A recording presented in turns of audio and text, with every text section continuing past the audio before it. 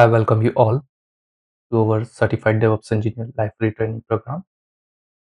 This is our roadmap, and according to it, we have very successfully completed day 1 to day 9. And today we are going to start day 10, Infrastructure as a Code. And in this, our focus completely on the Terraform. Before we go ahead, I would like to take a moment to thank each and every one of you for your kind support and love which you are providing to our channel. Thank you very much for that. These are our social media handles. We would love to stay in touch with you. So let's see the agenda, what we are going to cover today. So in this IaC day 10, we will start with introduction, setup and configuration. In this, we will learn introduction about IaC. We will set up this, what are the advantage, disadvantage, key concept about all the basic things we will do in this section. Then we will go ahead and learn about the Terraform language basics and its syntax. So though it's a code, right? So don't be afraid by the name of the code. It's very, very simple. And if you think it is hard, so I will break it down to very, very easy, understandable level. So don't worry for that. We will see each and everything over here. And this will be completely hands-on. We will not only learn on the syntax, we will also create the infrastructure along the way. And we will wrap up the session by deploying the Java-based web application. So this is the overall agenda in short. We have to cover a lot. Let's go ahead and start with first thing, introduction, setup and configuration. In this first thing first, what is infrastructure as a code? Of course, IaC stands for infrastructure as a code, and it's one of the core concepts in DevOps and cloud engineering. And infrastructure as a code means managing and provisioning IT infrastructure such as server, network, database, all IT resources using code instead of manual processes or GUI tools. So if you remember in previous day 9 when we learn about the cloud computing, so we created resources, and for creating one of the resource only, I have to click on several buttons. For example, when I created EC2 instance, so I have to, of course, first have to log in, okay, and then go to the EC2 instance, create a new instance, then provide the instance name, choose a AMI ID, which resources or free tier, okay, and which subnet VPC it is going to be. And there are so many things that creating an EC2 instance itself took around 10 minutes. You might be wondering, okay, you can create in 5 minutes, but still it will take some time. Because you have to click and go through with the GUI option, right? And when you have to create multiple instances, then this process is cumbersome. Okay? That will take a lot of time. And also management of infrastructure using this manual way, it's also not very handy, not faster way. So that's why we had this IaC, okay, and where we manage or provision the infrastructure using a code. For example, in this one, okay, so we are coming on this, what is this? But for example, instead of doing all this process manually, okay, click on each and every button here and there in GUI portal, I could simply define, okay, what I want. I want to create a EC2 instance, name of the EC2 instance, and define everything over here, and just use a command. And this is just one-time job. And now if I want to recreate more instances, I could do that, okay, using the code itself. So this is reusable.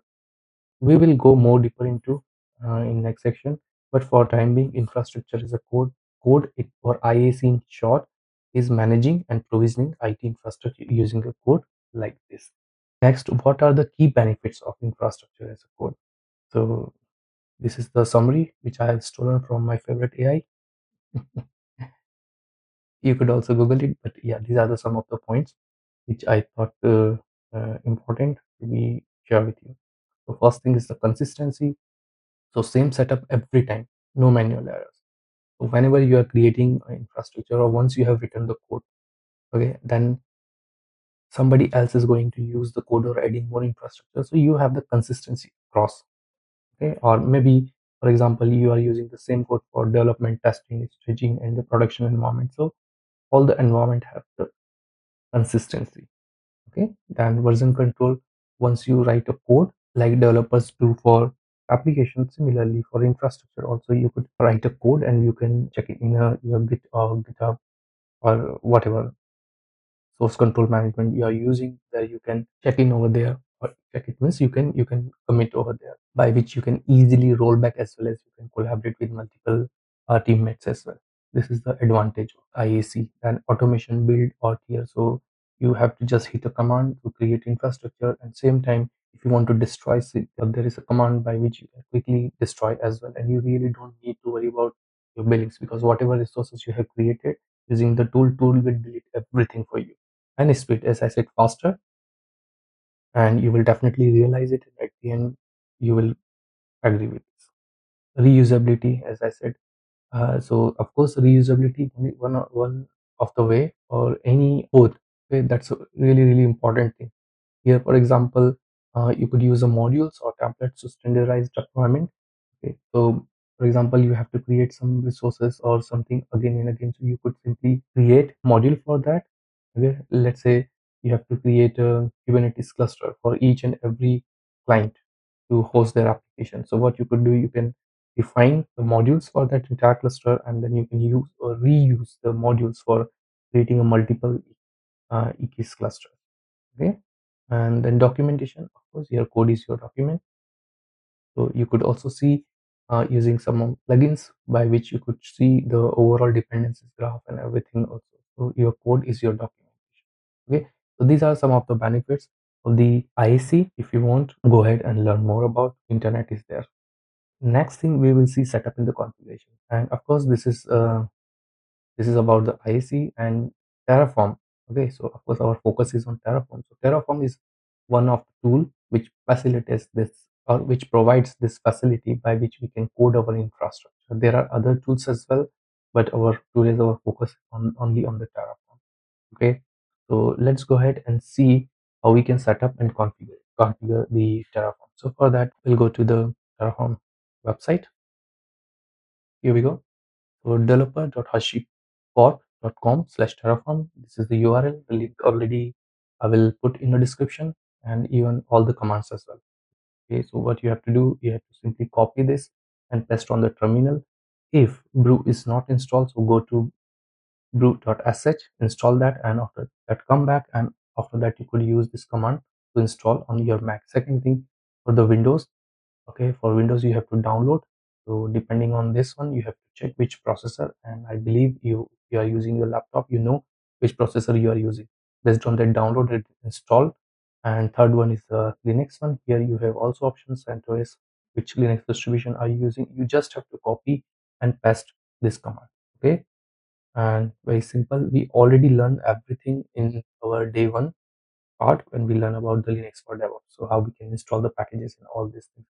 And I have also created a dedicated videos for how you can install Terraform on Mac, Windows, or Linux. So link in the description, whichever is relevant to you, feel free to watch. Otherwise, just copy paste this and you are done with this. Okay, so these are the ways to install Terraform CLI. Okay, so this is the way. Next thing, let me go ahead and show you where I have done it. Here we go. This is my terminal. Okay, so basically here I will copy this, and just I have to paste it over here, and I'm done with it. So I already installed it, so that's why I'm not going to do it again. Terraform -v. So I'm using 1.13.4. There is another command dash version. Okay, so we are all set. Terraform is working on my local system, and we will be using the VS Code just for the good syntax highlighting instead of working on VI editor. That's my preference, personal opinion. So in this section, we have learned so far what is infrastructure as a code, or what is IaC, okay, to provisioning or managing the infrastructure using the code, other manual or UI. Okay, we also learn about the IaC benefits. We also learn about the installation methods. Okay, so you can simply copy and paste. There is no big deal. So this much basic, I think you should know about the infrastructure as a code or IaC. Next, let's go ahead and move on to Terraform language basics and syntax. This is also very simple. You really don't need to mug up anything. Okay, like the CI/CD pipeline when we talk in day 5. Okay, I broke down the syntax, everything at very low level, and you could easily understand. Similarly, in Terraform, okay, you are going to always write blocks. Okay, what are the blocks? So blocks is like this, okay, whatever code you are mentioning, and inside that you mention code what you want. And Terraform language, it's a declarative. For example, when we learn Kubernetes day 7, right, so we declare the YAML files for the deployment or the objects we wanted to create. Similarly here in Terraform, you have to write a block. Everything is blocked. Let's say, for example, okay, so here the same code again, right? Here I want to create AWS instance. So in this case, a resource. So what kind of block is this? It's a resource block. Where what type, it means what I want to, or what I want to create. So I want to create AWS EC2 instance, and label is simple a name. Okay, so in HCL, so in Terraform language, it is called label. So label is just to consider as a name. Okay, so for my understanding, I I say, okay, this is the what you want to create, the type, okay, and what the name you want to give this resource. Okay, so and these are the arguments. So we will come on that how and where we can find all these arguments, and how we use or how we create the blocks. Okay, so this is just an example, and you can also write a block for the provider. So in case of provider, you don't have type and label. So in provider, you simply you have to give a name of the provider and the argument. For example, like this, provider is AWS, and here is some other configuration as well. Okay, so let's see this first. There are several kind of block, and most of the time you are going to interact with the resource. Okay, so let's see over here. Mm, Language. Configuration block here. All right, so first we have seen the resource over here, right? Resource. So in resource block, if you come over here, resource block reference, so here you will see everything. Okay, whatever you can use with the resource block. So this is the template. Okay, syntax, I would say. So resource type, label, provider, argument, count, depends on there, so on and so forth, where everything is mentioned over here. Okay, go ahead and take a time to read about it. Initially, I don't want to overwhelm you. Okay, so initially might be it's too much, so but still, once you're done with this, please come back and again read about it. You will get everything over here. This is about the resource block, and then we have a provider block, right? And in provider block, again the same thing. If you see over here, provider name and alias version, we are coming on this what providers are. But for timing, here you have a block. You also have like data blocks. So data block is also like this, where you have to write something, data and type and level. You see over here, it's a syntax is also like the same as a resource. Then we also use output block, and output block is like this. Output and the label, we will use this. We will see in action how it we use it actually, and also have other variables. Okay, if you see over here, so these are the variable, and variable, whenever you define variable block, then you define variable and the name of the variable, and these are the arguments. Okay, so for each and every provider, it's a different. Okay, so don't be confused. But in case, like when I started, then I thought, okay, I mean, whatever tutorial I've watched, everybody told me the provider, and they are saying, okay, use this, that, and etc, etc. I learned, but there was a confusion where the things are coming from.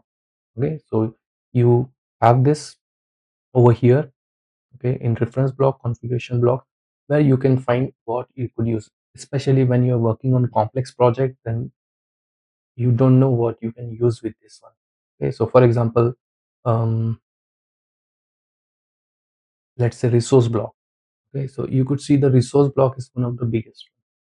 Okay, where you have like count. Okay, then you have depends on, if your infrastructure has a dependency on any of the resources, then you can use it for each. It's a key value pair, right? And here you have a counter where you can define the count in the provider lifecycle. There are so many things over here. You could go ahead and use it. And here you could also find like environment, right? Van quiet in script. so many things over here. So, but first learn the basic, then come over here, and whenever you are working, if you have any confusion, if you want to know what you can use in this blog, so come over here and read about it. Okay, so this is about this one. Then, and as I was saying about the provider, so provider we could find it somewhere over here. Okay, here we have option provider use case, and here these are the providers, okay, which I was talking about, and how you can find the providers. Okay, so in that documentation we understand what are the syntax for the blocks. Okay, they are different, and here are the how you can find the provider. So keep in mind the official one is represented like this, the partner one is like this, and partner premier.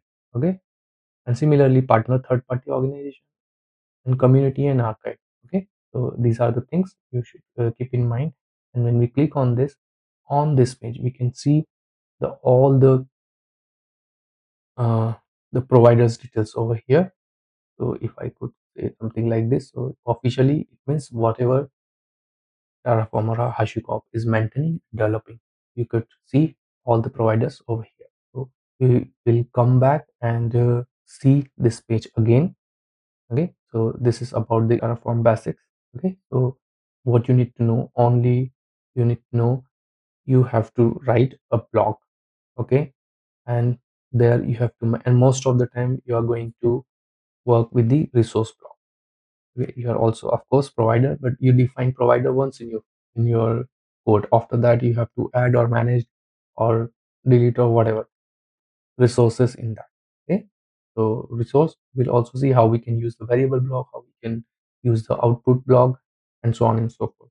So don't worry for that. So this is about the basic, and only you need to remember only, and also you don't need to worry about to mug up the syntax. Okay, because you are going to write this several times, and automatically this will be fit into your muscle memory. Okay, and additionally as a DevOps, right, you, or as a cloud engineer or as a SRE engineer, you really don't need to keep or mug up everything. Okay, what you need to know, where you can find what information, and that is what I'm going to show you over here.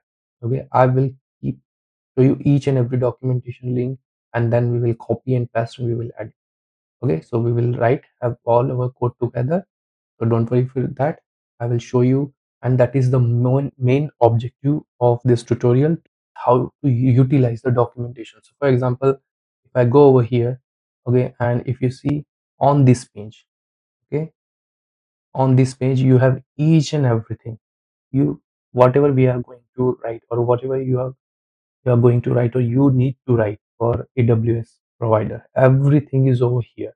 Okay, but the thing is how to use this, right, where to find what. So this is my objective. My objective is not to share the code with you, you just do the practice for that, that is of course additional, but my also objective is to make you enable how you can utilize this documentation. Okay, so now we have learned about the syntaxes, how it looks like. So now it's time to go ahead and create query our first block. So let's first create one directory, the subcube web infra. Okay, we are created this okay, we do not have anything, so let's open this in a code.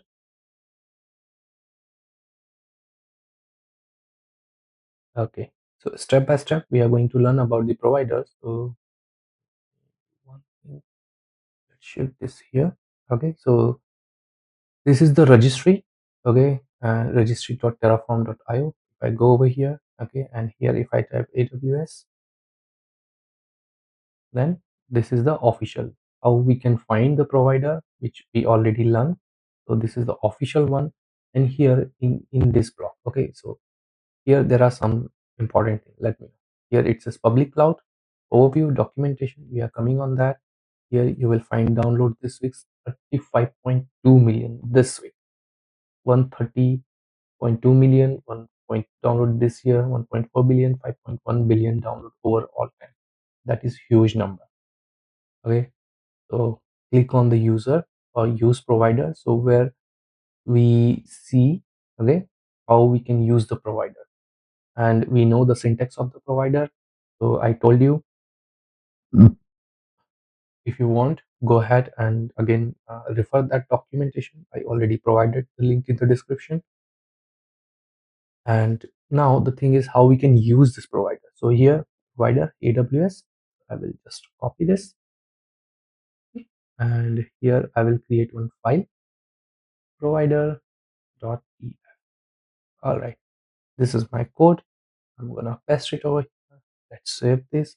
And one more thing before I go ahead, I would like to tell you one thing. You could see some of this point.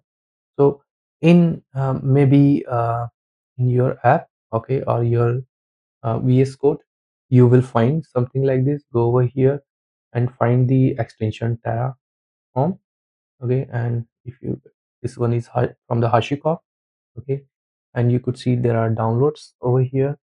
So based on that, there are others as well. If you want to go ahead and download this one, you can download this as well.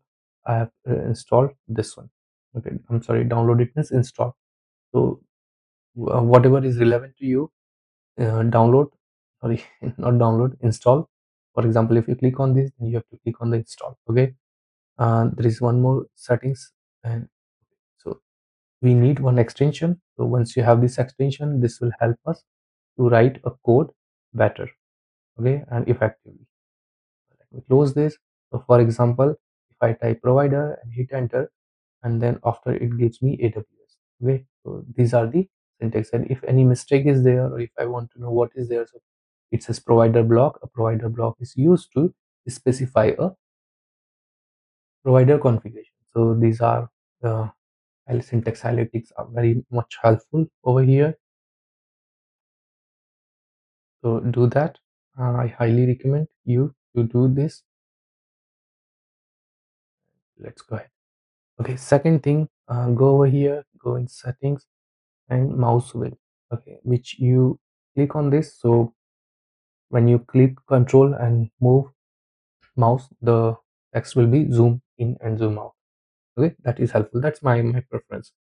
So what I was going to say, what I was talking about. Okay, so we have defined configuration block provider. You don't need to keep this line. This is the comment. Let's remove this and let's save this. And to open a terminal, what I can do over here, in files, no, in edit, I think in selection. Come on, here we go. Okay, so new terminal, control shift this one, and yeah, these are the shortcuts. Go ahead and read about this. If you have to code a lot, it's better to learn the shortcuts. Okay, so for me, control and the tilde sign, so which is, yeah, this next to is, or next to E1. Okay, this file has, and this one is open, and now I'm gonna click on this and I said move into terminal area. Okay, so now I can switch in between, and this is bigger as well. All right, so if we see ls-la, so we do not have anything. Okay, and if we come over here, so if you see, to install this provider, copy and paste this code into your Terraform configuration, then run Terraform init. So this is very first command you need to run. So for example, when we run the git, right, so to initialize the GitHub repository, we have to execute a code git init. So similarly, here you have to perform this task, git, not git, Terraform init.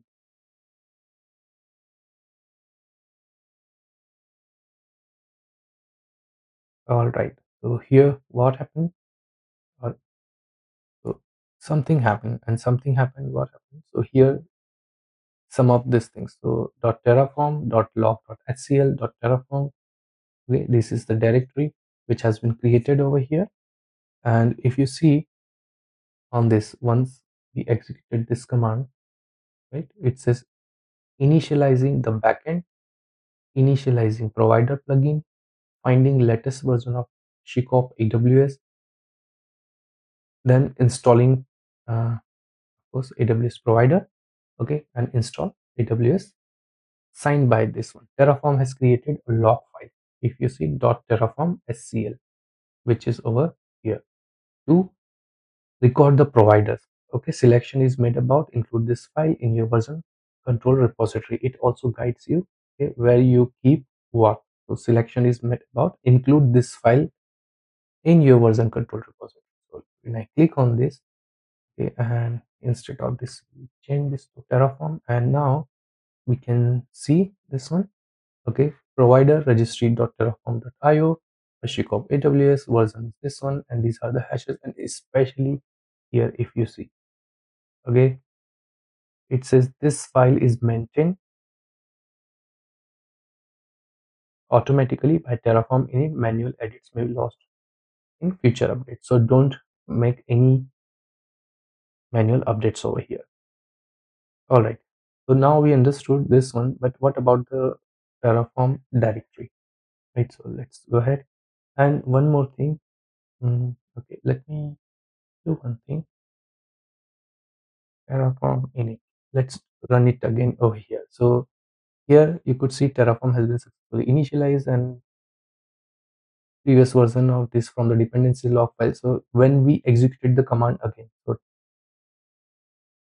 you could see reusing previous version of Ashiko from dependency log file. So this dependency log file, okay, HCL dot, okay, from which it has written. Next thing, we got .terraform directory. Okay, so what do we have in this Terraform? Let's say length 1. So inside this we have a, okay, let's take everything. So inside this we have a providers, okay, and this is the registry.terraform.io, HashiCorp, okay, and AWS, Linux, and Terraform provider. And if you want, you can read this file. Okay, so here the provider details. If, for example, if I want to add another provider into this, so then what happens? Let's say provider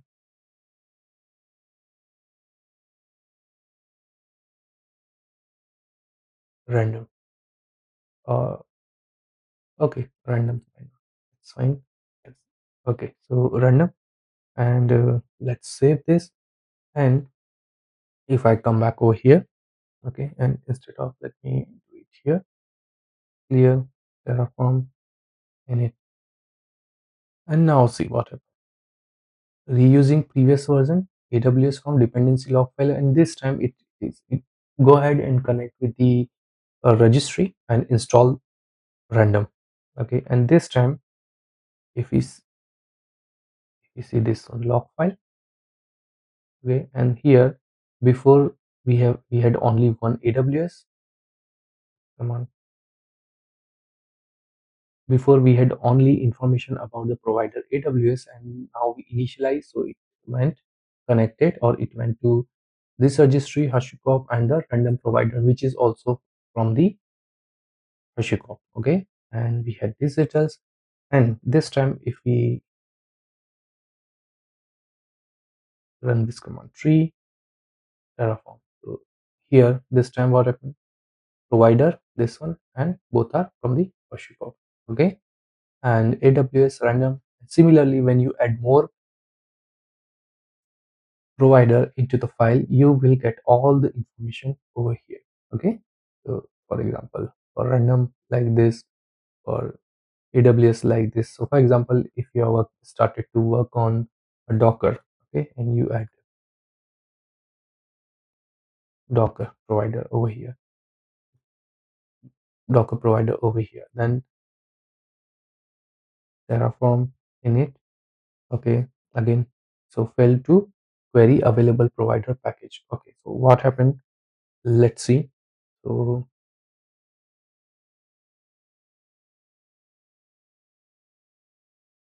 we need to see if we have something for the Docker. Let's hit enter. All right, so we have Docker over here. So Docker, and it says something like this.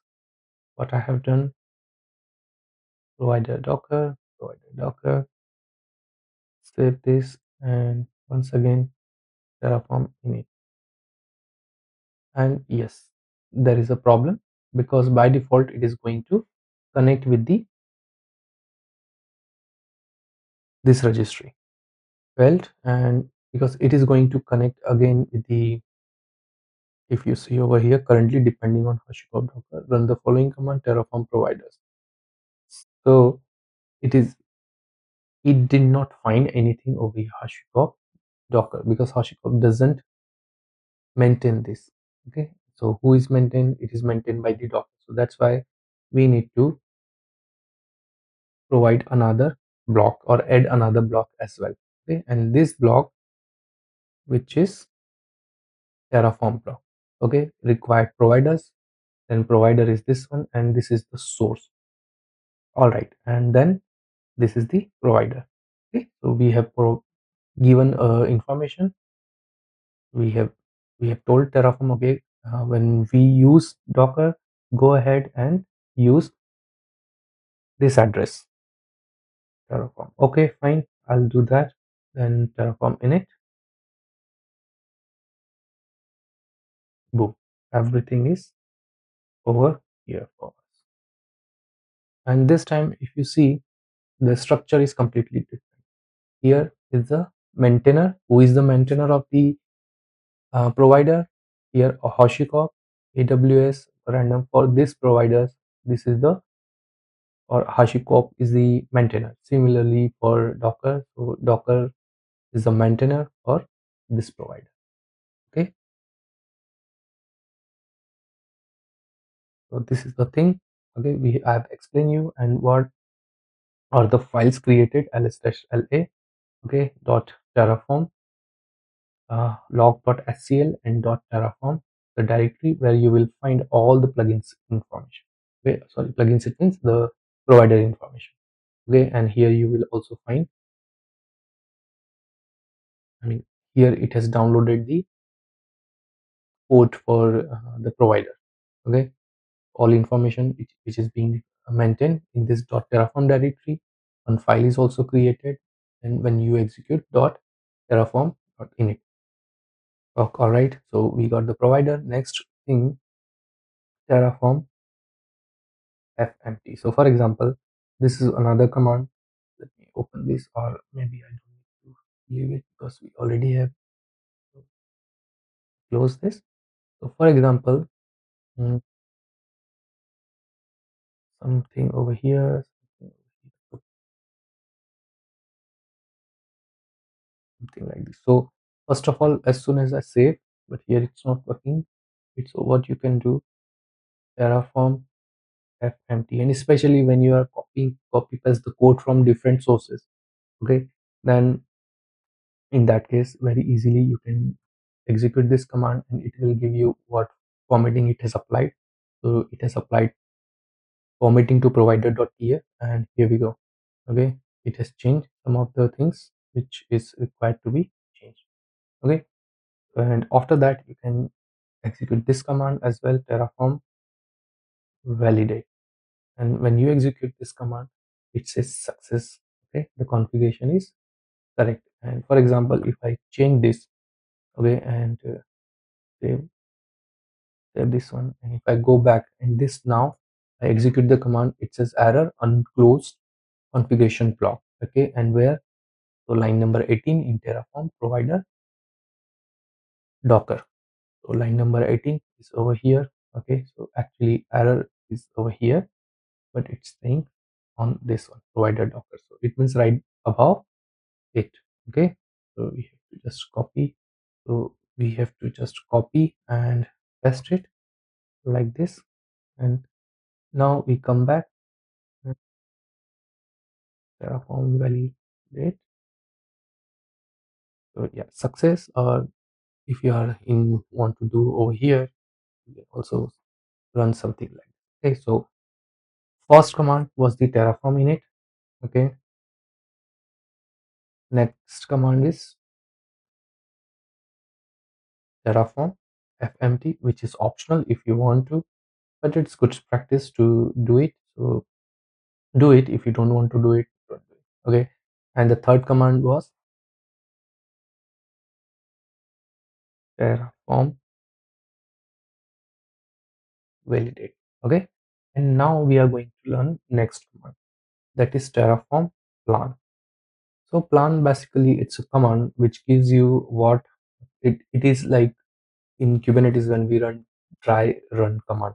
Okay. So which gives you the what or what things it is going to create. Similarly, this command is also kind of provide the information about what infrastructure it is going to create. So Terraform plan, and if you see, it says no changes. Your infrastructure matches the configuration. Terraform has compared your real infrastructure. So actually, there is no infrastructure as at the time, right? So Terraform show if we do like this, so it says no state file because it does not have any state file, right? So when I say Terraform apply, right, let's see, then what happened, we got something terraform.tf state. Okay, and if I go over here, you may find some information. Okay, usually you would like to or you should protect this file, okay, because it contains may contain sensitive information as well.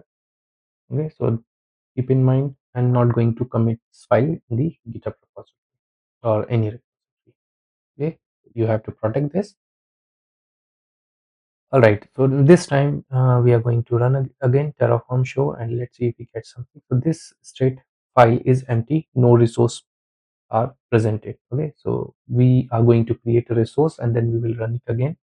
All right, so this is done over here. So in this, so far we have learned the command Terraform init, Terraform fnt, fmt is to formatting and validate to check the code is valid or not, Terraform plan, and Terraform apply.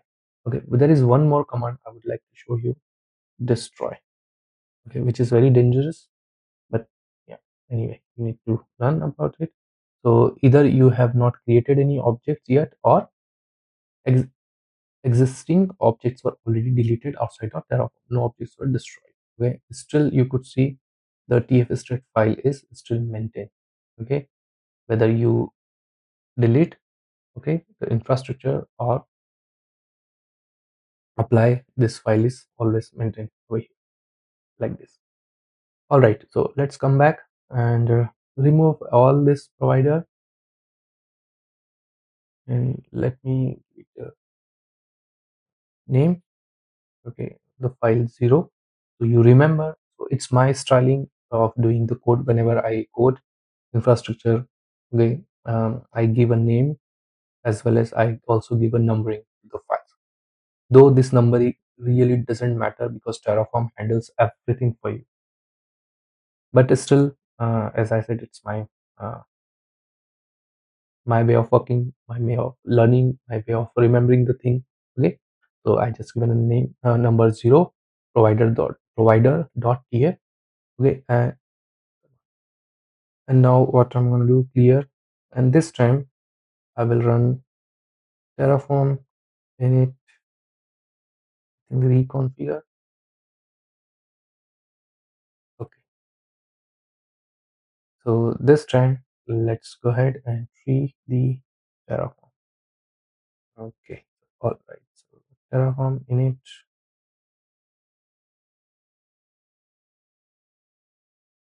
So still we have this, so what I'm going to do, problem, that's why I like terminal more la. So I'm going to remove dot Terraform. Okay, and so it will, that's what we learn in Linux day one part. So it's a Linux command, it is going to remove all the Terraform. Okay, fix. So now we have provided tf state. Let me remove this as well. We don't want to keep it Terraform tf state. Okay, all right, everything is clean, and now we are just starting. So we need to again, we only have one file Terraform and we have put a code provider AWS. So Terraform init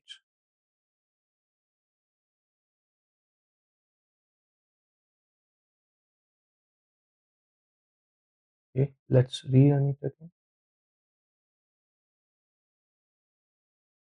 Okay, this time we are good.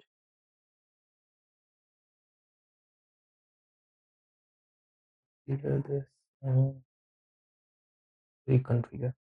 All right, so let's quickly check. Oh God, still. All right, let me go ahead and remove it again. If straight.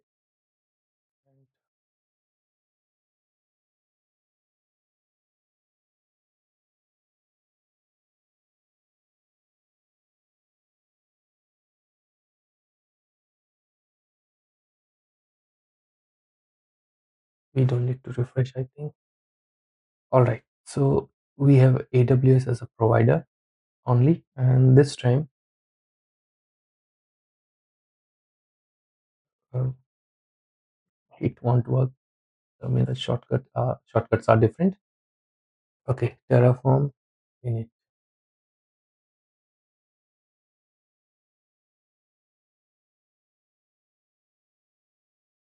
All right, so here we go.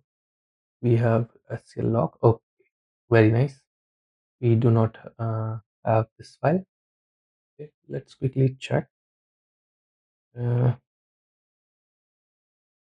all right, so everything has been cleaned. It's a fresh start.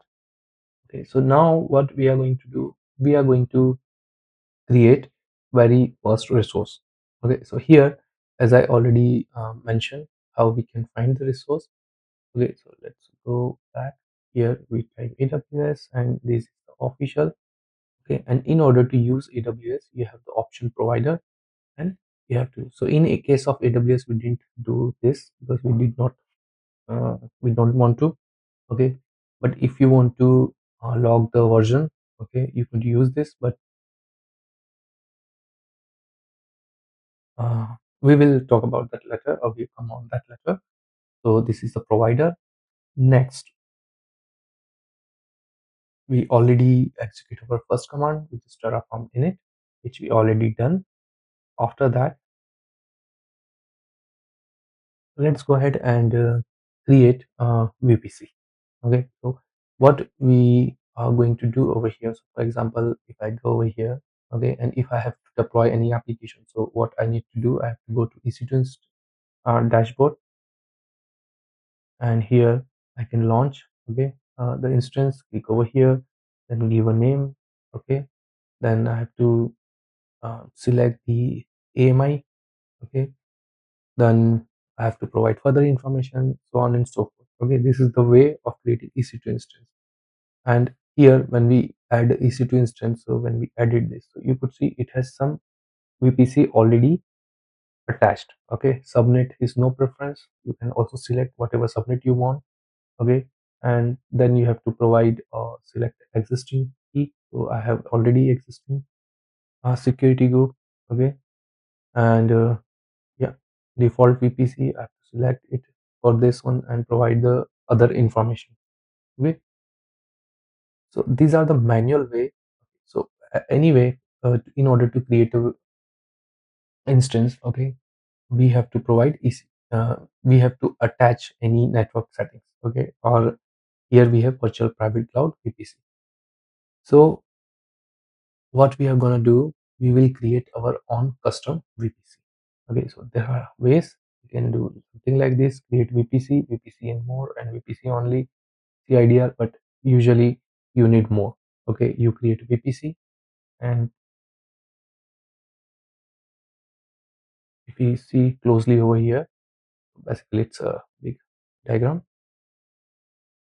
All right, so you create VPC, then you not 1A, 1B is the subnet. Okay, so these are the two subnets.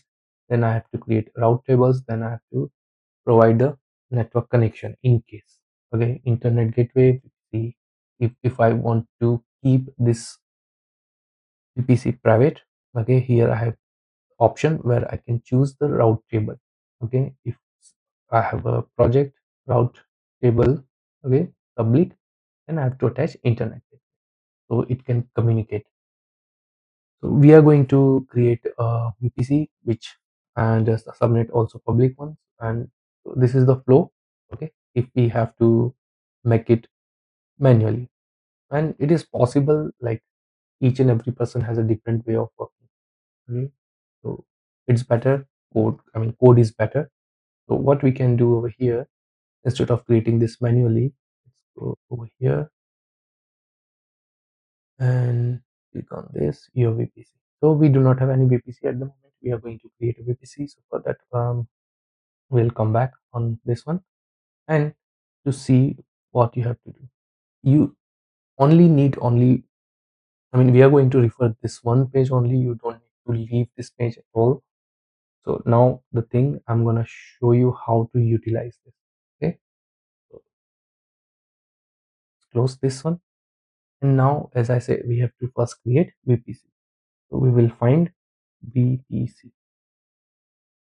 All right, let's copy this.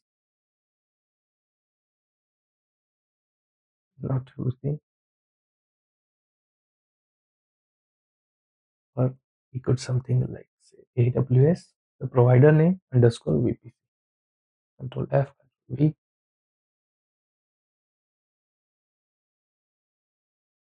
So we have to create a resource. So we are going to look it into the resource. AWS VPC. Okay, where it is this one? Okay, so resources. Okay, and this is in virtual private cloud VPC, and this one AWS VPC. So you might be wondering, you don't know, you have to search this string AWS VPC. Then how you are going to use it? Very simple thing. If you come over here, something like this. Okay, these are alphabetical order. Go at the end, then you will find VPC. Here we go. Virtual private cloud. If you see this one, then expand it. After that, we have to create VPC only. So here again, these are alphabetically sorted. So we need to use this one, AWS VPC. Select this one and come back over here. So in this one, okay, so simple basic uses. So here we have some example argument references as well. We will see that later. But for now, just copy this one. Not this one. Basic uses with text. Okay, we will use this part. Okay, we will also use the text. So let's copy this. Come back over here. Go to your, and for this we are going to again. Most of the time you will find this next file, or maybe, yeah, the file syntax is main.tf, variable.tf, where people put all the variables. Okay, main file where, for example, this one. Okay, so keep all the resources in this. But my, as I say, my way of doing, my way is different. So I'm gonna rename it main.tf as a VPC. Okay, so vpc.tf, whatever resource you are creating, give it a name, because Terraform is smart enough. Okay, it identifies where is what code. And of course, if you want, you can keep everything as a separate or in a main file in one file as well. So for me, it's more convenient. This is my way of doing or working. That's why I'm using this. So here, if you see CIDR block, okay, resource AWS VPC, and then main and CIDR block. And we are not going to change the CIDR block. It's a networking concept. Okay, and here 10.0.0, whatever we have found, we are going to use the same, but we will rename this main as a this cube dash VPC, and same is here as well. Okay, cube, and just it over here. Now save it. Then what we are going to do, Terraform validate. It says all fine. Okay, all fine. Then we are going to Terraform plan, and let's see what happened here. Then we got tf state file, and it is we will see some plan. It says no valid credential source found. Okay, so it means we have to authenticate, because ultimately Terraform tries to connect with the AWS APIs, and here we do not have any credentials, and I mean we did not provide any credentials. That's why it is not able to find. I mean that's why it says plugin file Terraform encountered an error while generating this plan, because it has to connect with the AWS account. And additionally, see, manual ways are, I mean, those are good, but my preference is to command line. So now we have to authenticate, and in order to authenticate to fix this error, we have to go over here and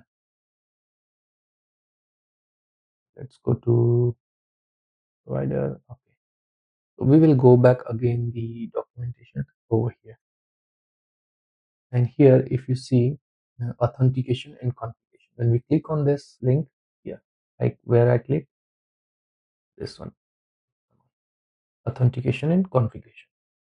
Okay, then I clicked over here, and here I found something. All right, so here what we need: provider, region, access key, secret key. We copy this, come back over here, and we have to put it in provider. Okay, so we already have provider. Let's copy this one, and not everything. Okay, so I have simulated some of the troubleshooting scenarios for you, and which are most likely when people start learning or start working with the, or learning or working with Terraform or cloud, they these mistakes often happen. Okay, so that's why I simulated that as well. So be ready. Okay, so here I'm gonna select my region in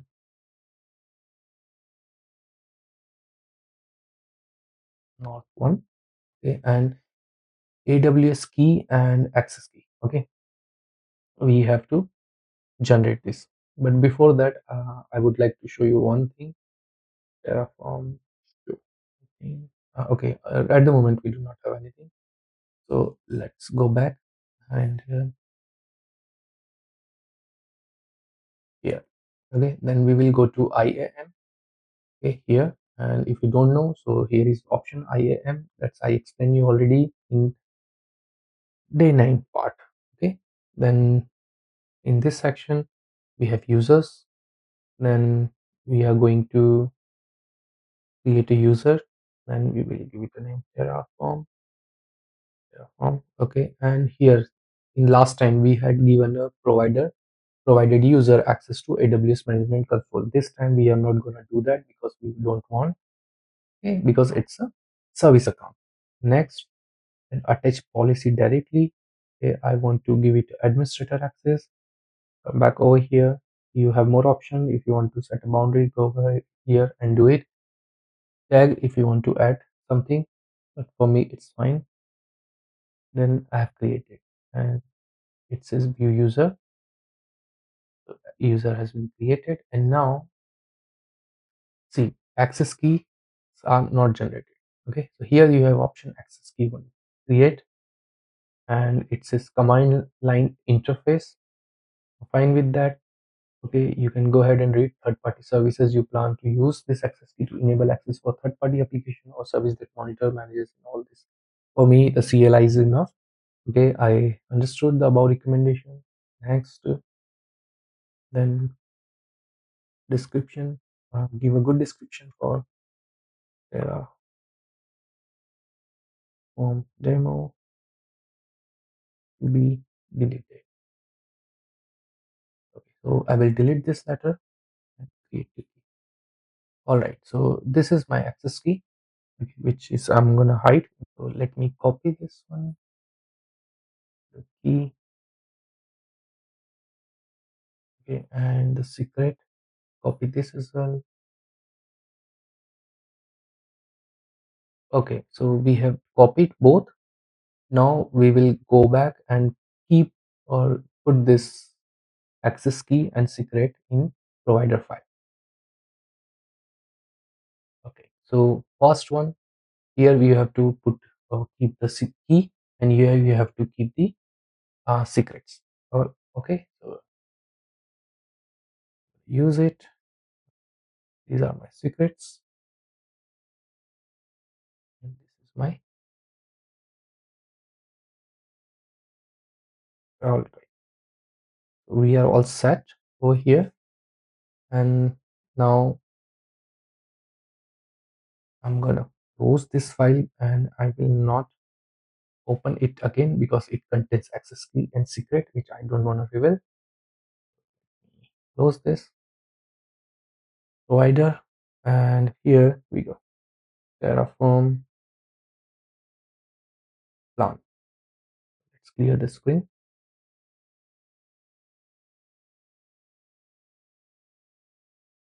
Okay, it's an EN, so I think I have to go back and edit it. So let me edit this and come back again. Okay, so plan has been generated for us. So Terraform plan, and you could see Terraform used like this. We can read it better. So Terraform used to select it provided to generate the following execution plan. Resource actions are indicated with the following symbols. So whatever is plus, it means it is going to be created. Okay, we will see more symbols as well, but here you could see it is showing plus create. So Terraform will perform the following action. It is going to create VPC. Okay, that will be created. Resource AWS VPC. Okay, DSOC3 dash DSOC cube VPC. And some of the informations are not known at the moment. So we are fine with this, and now clear the screen. Terraform apply. So if you see over here, VPC. So let's go ahead and my VPC or your VPC. So we do not have any VPC. Okay, so it will be created. So let's say Terraform apply, and we have to provide the argument yes, because it says only yes will be accepted to approve. We are fine. Okay, it is gonna be create, and it's very fast. It is just created. See how fast, instead of clicking here and there. This cube VPC. Okay, and we have this VPC, and this is the range which we have defined. Okay, which we mentioned over here. If I go in VPC 10.0.0.016 plus A, then DHCP option and default. So I mean tenancy is default, but this is not a default VPC. Okay, and we also have the other details over here. If you want to see or if you want to explore, go ahead and do that. So we have created a VPC. Next thing, we need to create a subnet. So how we can create a subnet? So for that, again, we will go ahead AWS VPC. Okay, this is over here, and here we have option AWS subnet. Okay, click on this. All these resources already put in resource section of the description of this video. Okay, you can find it over there. So AWS subnet, and here what we want to use. So tag, okay, we want to use a tag. So I copy this one. Okay, this block resource AWS subnet main AWS VPC main.id CIDR block tag, and so on and so forth. So let me copy this over here.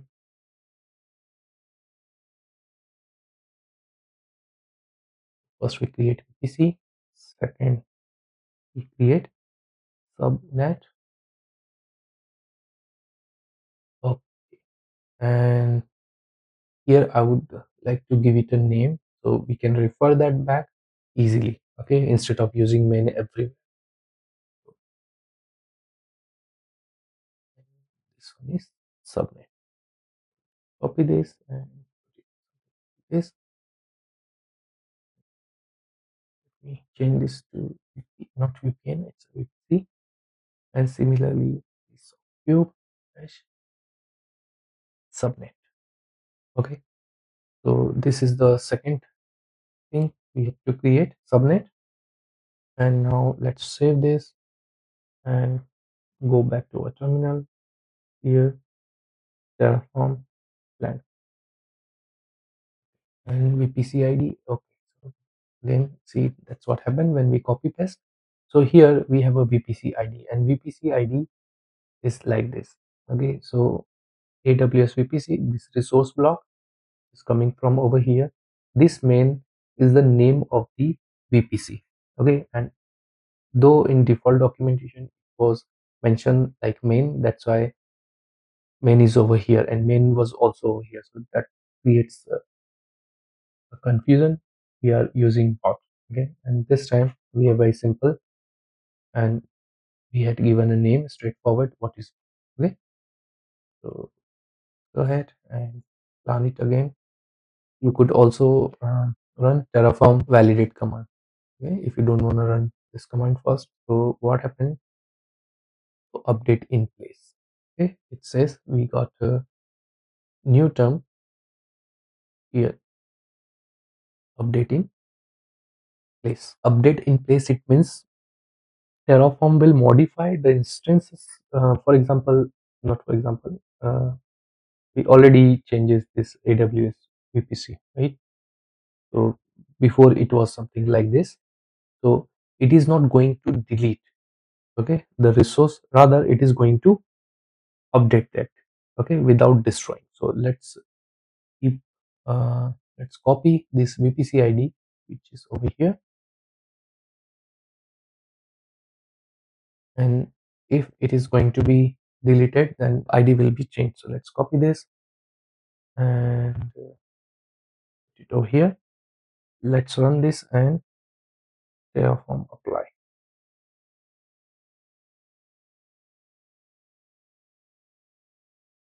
Yes, and you could see these are update in place. So this name has changed to capital V. Refresh. Yeah, if I still see, this was not destroyed, only the required changes has been made. So when we plan, we get to know, we Terraform inform us, okay, what it is going to do with uh, the, the code which we have created. So in that scenario, we had added the code for the subnet, and that's why it is going to be created, but we also updated the tags. All right, so now we have created subnet and VPC as well. So we have both the things available over here. So VPC is this one, subnet is over here, this view, and if you see, this one has been created 10.0.1.24. Okay, and when we see this over here, 10.0.1.24, this is the name. So this is the name. Okay, so VPC is created already so far, and subnet is also created. Next, we are going to do security group. Okay, so now we cannot create, I mean, the EC2 instance directly, because when you create EC2 instance, we want to provide, because we want to provide custom security group, not the default. Okay, so next one, we are going to create security group. For that, very simple, touch security group.tf. So I'm giving just short name. If you want to give something different, give it different, security group, and this file is over here. Okay, so security group. In this, now we have to find in the documentation, where is the security group. So for that, again, same thing, Control F, security group.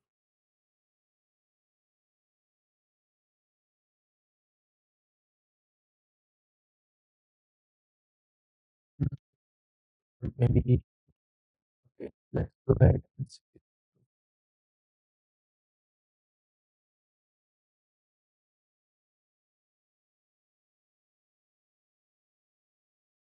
Reload this one first. Okay, so subnet and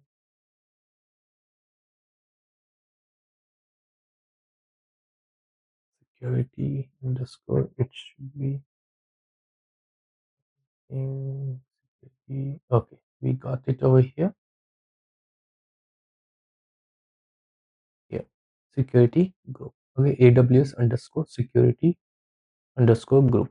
Okay, so remember or keep in mind all this. Okay, everything is starting with AWS, which is the provider, and next thing is the name of the resources. So we, and it is right above AWS VPC, AWS subnet, and AWS security group. We need to check whether it is in the resource. So it is in the resource, and which is also in VPC. So this is also part of VPC. Okay, remember this. Click on this. Here we go. Resources, AWS security group, and here if I come over here, basic uses. So we can copy from here. Let me copy this, and I come back over here and put the code over here. AWS security group. Let me one thing. Copy this one. Piece of cube and paste.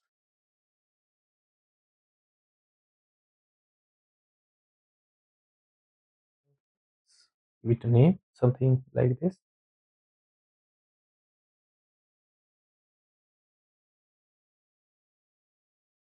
And then you have to provide a name. Okay, allow TLS. So I want to give it a name. Maybe it's too long. Keep it like SG security group. Okay, and here we want to allow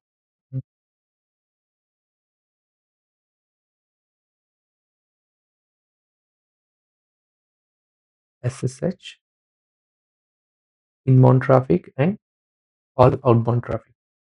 Okay, so here VPC ID is again, so AWS instead of main, what I'm going to do is of q dash VPC. You could see AWS, it's like this, but control Z and dot ID. So AWS underscore VPC, then we have to provide a VPC ID like we had given over here. Okay, this is the VPC ID. You could copy paste if you want to.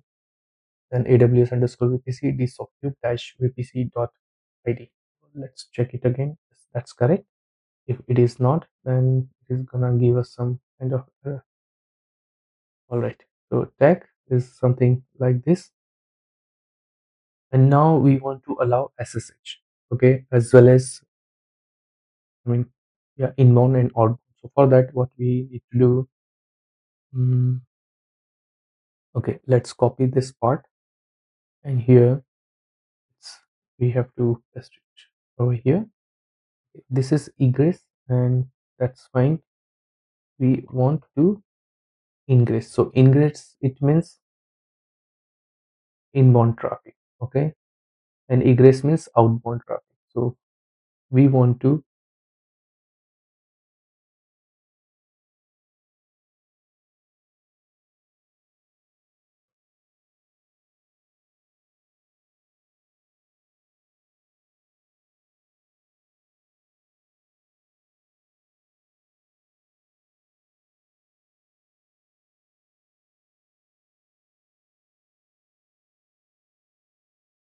mm, one second.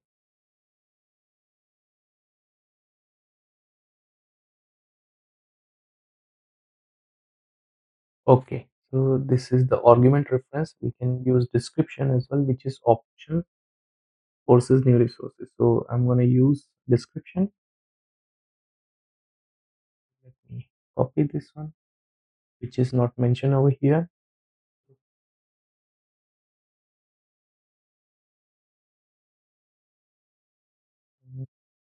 Description here, and this is going to be SSH.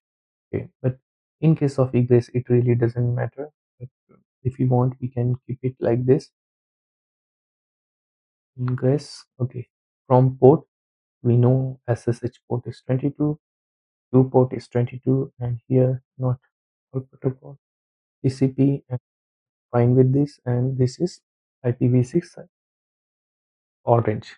Okay, so here it means 000, I mean 0.0.0.0 slash 0. It means we are allowing access from and but you want to, but you can restrict this. For example, you're on IP. Okay, here description. all outbound traffic. You can say something like this. And from port 0 to port 0 protocol, so it means we are allowing all port, okay, in from into outbound traffic for all port in all protocol from everywhere. Okay, so this is the security group is done. And if we come over back over here, we do not have any security group so far, something like this. And let's go ahead and execute here. Terraform validate. Let's go ahead and execute this command first to validate. Okay, Terraform plan, and let's see if we have any error runtime. Okay, plan is successfully executed. So Terraform apply. Okay, Terraform apply, and I have to provide yes. That's okay.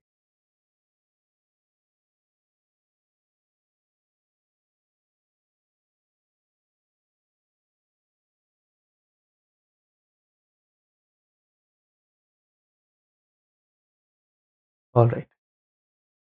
Now come back over here, and we could see the VPC has been created. Sorry, security group, not VPC. And we come over here. These are the details. Inbound rules. So in inbound rules, we allow SSH 22 and outbound ultra. 2 is for IPv6 and IPv4. That's why we have two entries over here. In inbound, so it is allow access from IPv4 and IPv6 from anywhere. Similarly, for outbound is the same, something like this. All right, so security group has created. Next thing,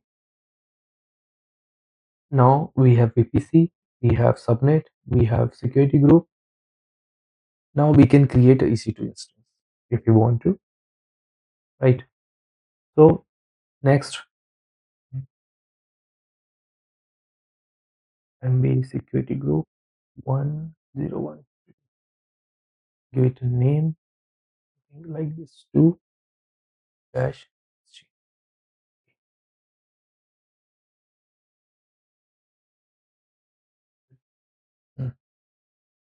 Next, we are going to create EC2 instance. Search ec2.exe. See how fast. So in order to create EC2 instance, we again have to go back to the documentation, and this time I'm going to type AWS underscore instance. Okay, so I guess it's matching over here, but we are planning to find it somewhere over here. Let me copy and paste over here AWS AWS instance.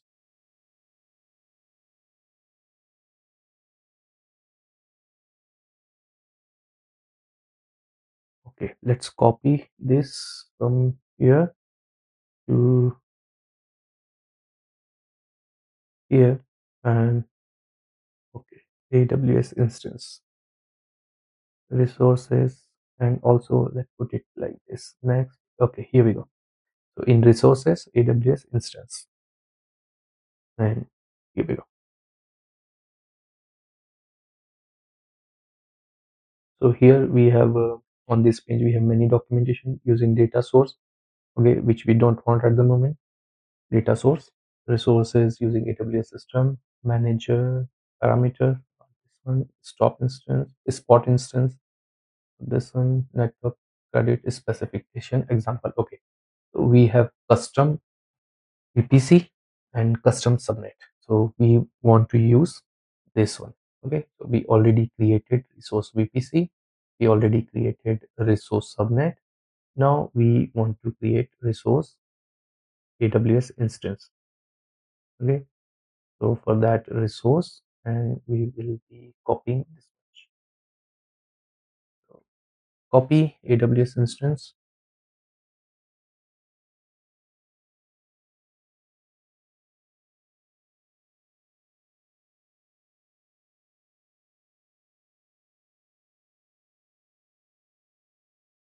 Mm, okay.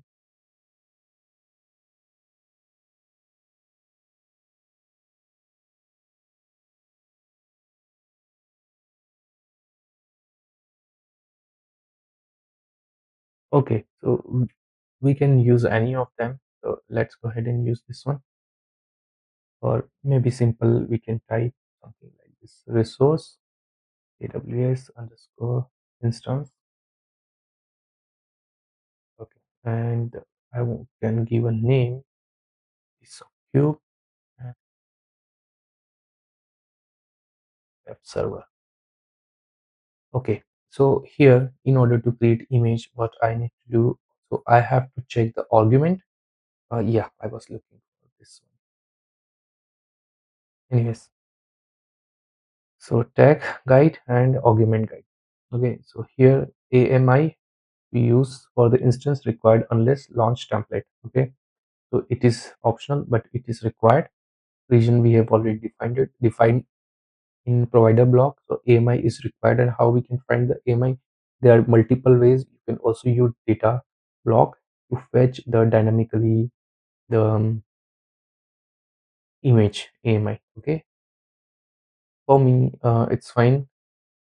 We can go over here. I told you in the previous video, right? Previous tutorial, how we when we create uh, when we create instance using Terraform, then we will be visiting this again. So here in on this page, I'm at here EC2.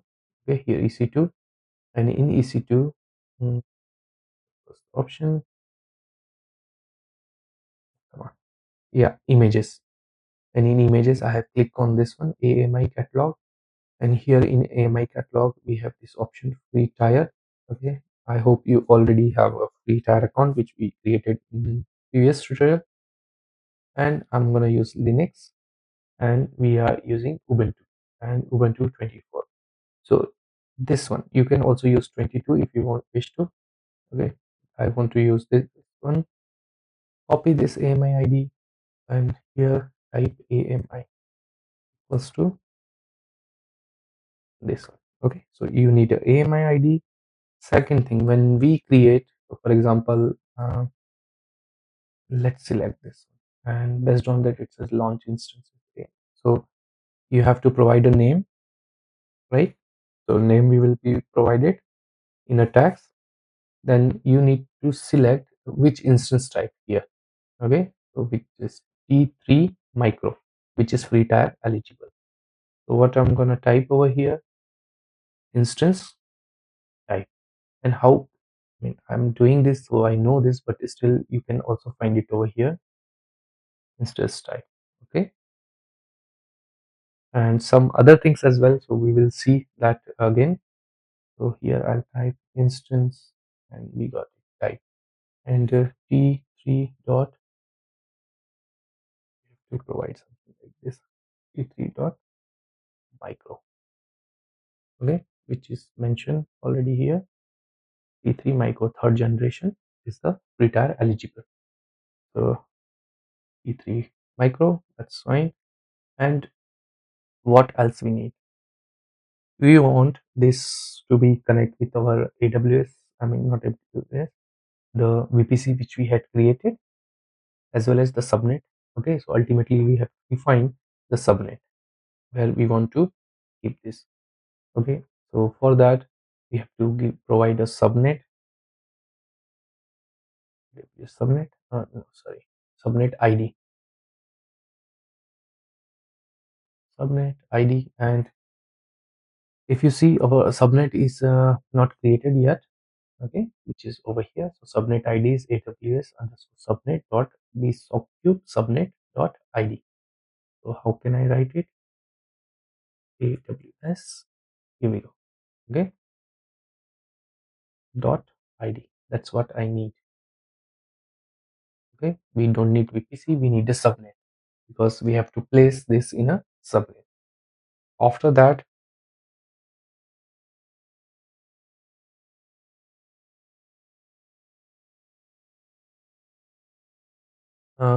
we can come over here, come argument reference. Okay, here we go. And we come over here. So we have associate public IP address. Okay, we want it to be user public IP. So I can use associated public IP equals to true. All right. What next I want? Anything else? CPU credit specific and disable EBS block. That's fine. Um, we have added instance type, subnet ID, associated public IP address, and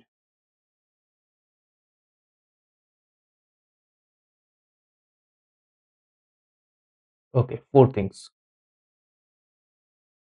Okay, but what we miss here, we miss security group. We also have to define a security group. So let me find the security group.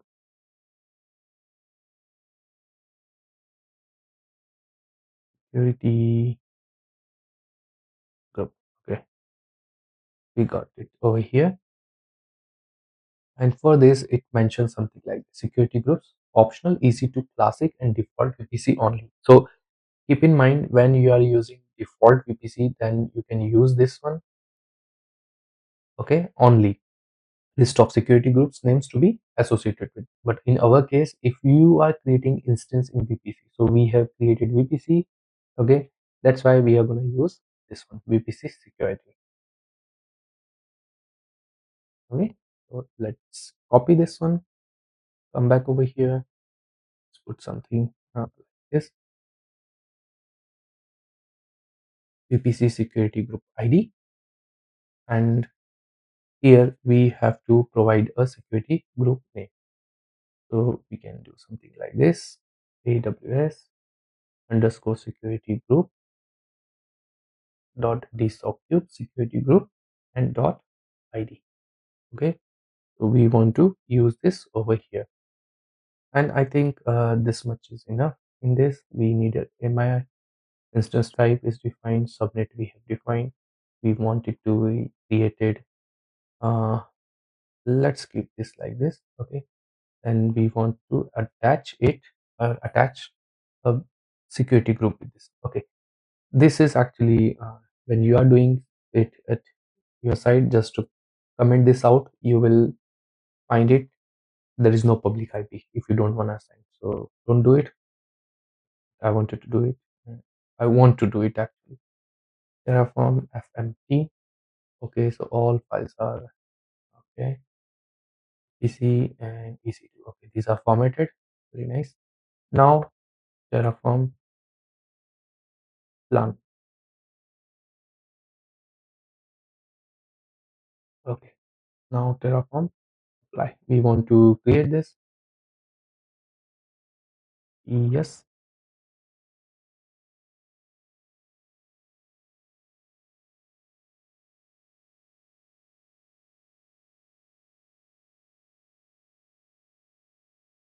Okay, so creation has been completed.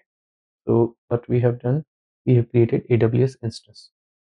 Let's go ahead and see this over here. Instances, right? Okay, so it is going to initialize, but what it does not have a name, a good name. So you can simply VPC and copy this track. You can simply copy this track and come to EC2 file and it over here. SOC3 web following is coming server. And this time I'm gonna directly apply. Let's see what are the changes it is going to do. So it is going to just update in place. Okay, no new creation or anything, all done. Refresh. Here we go, and it is going to be initialized, and after that we are going to access this. Then this once here status check, when it shows 3/3 green, then this status is when running, then we can access it,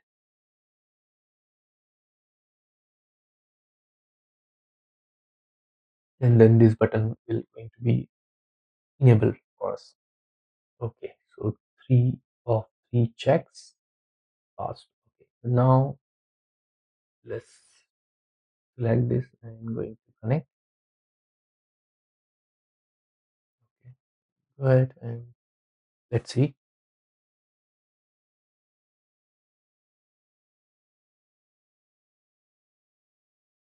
Failed to connect to your instance, error establishing SSH connection to your instance.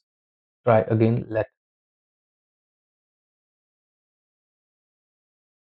Okay, so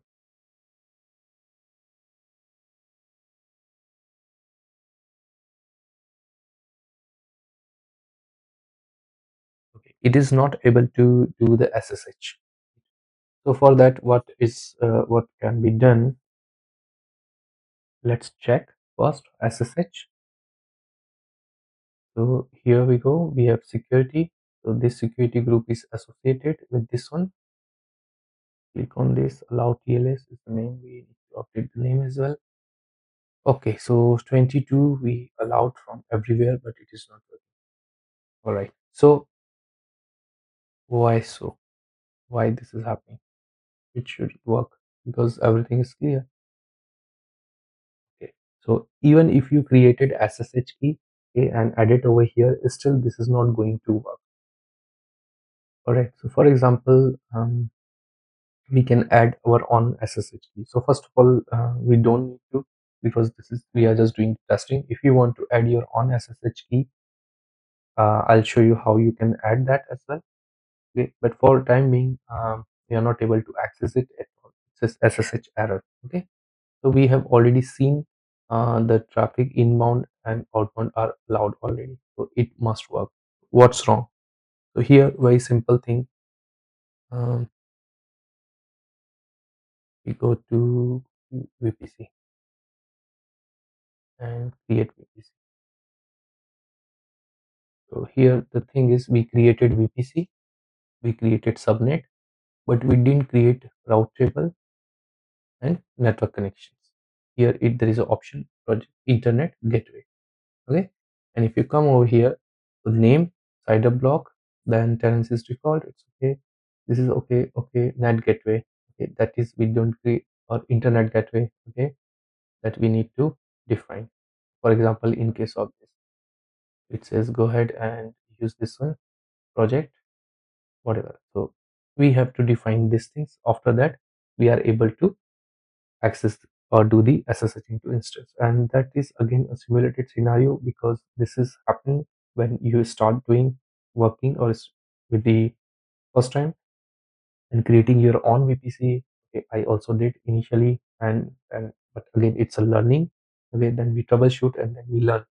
Okay, that's why I simulated this scenario. What we have to do, we have to go back again VPC. Okay, and this was security group. Okay, so this was our third, I guess.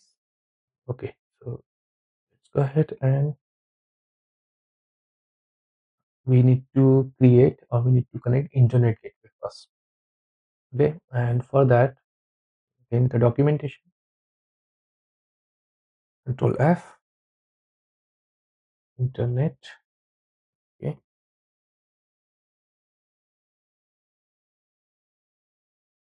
internet underscore gateway, plus underscore AW. Okay, here we go. Resources AWS internet gateway. So we have to create this one. So simply we will copy it from here, come back here, then here I go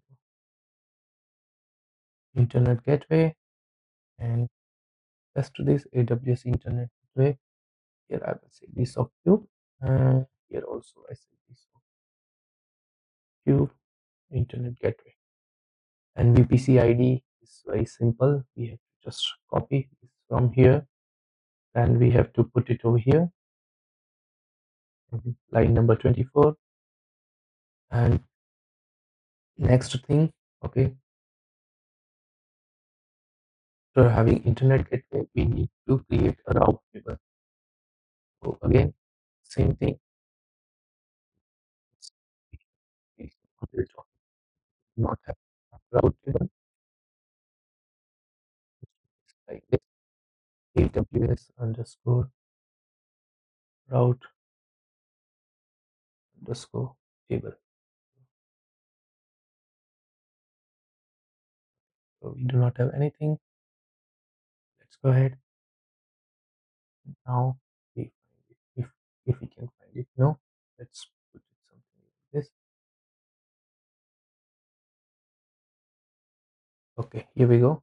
Yeah, so this resource is also under the VPC AWS route table over here. And in order to add, we are going to use this example. Okay, and route table. And here we go. And here I'm gonna give it a name. Piece of cube route table. And here this one not example. In our case, we know AWS VPC this of cube VPC dot ID. Okay, because this will get information from the VPC block. So that's why this is the name of the resource. This is label or the name which we have given. This is not the name. This is the type. What AWS VPC, name of the VPC, and the ID of that VPC. And after that, it says CIDR block. Okay, we want to allow it from everywhere. No problem. So I'm gonna make it 000 and so this other 0. Then we have a gateway ID, AWS Internet Gateway. So again, the same thing, dot ID. We are done. Then root, okay. uh,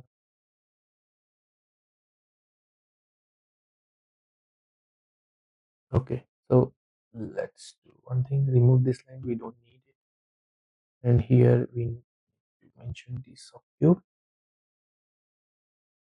root route table or RT.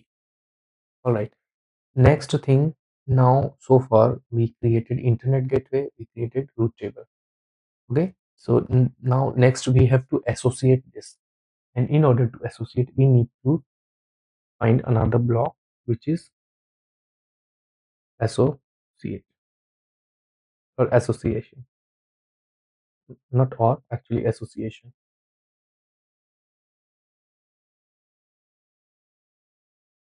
Okay, here we go. So here we had in VPC AWS route table, AWS route table association.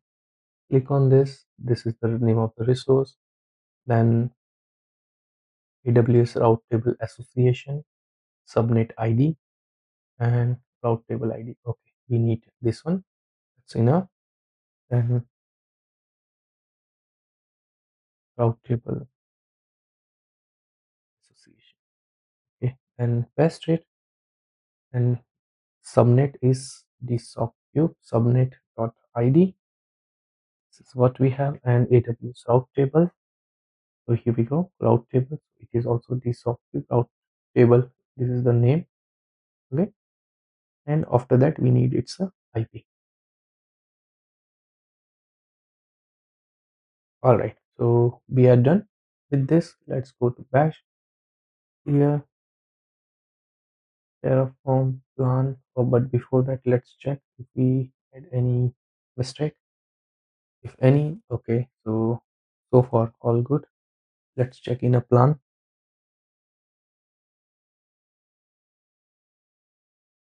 Okay, plan is looks also fine, but I would like to show you something over here. You see here route tables, right? We do not have any route tables. We do not have any internet gateway. Okay, so let's go ahead and apply this.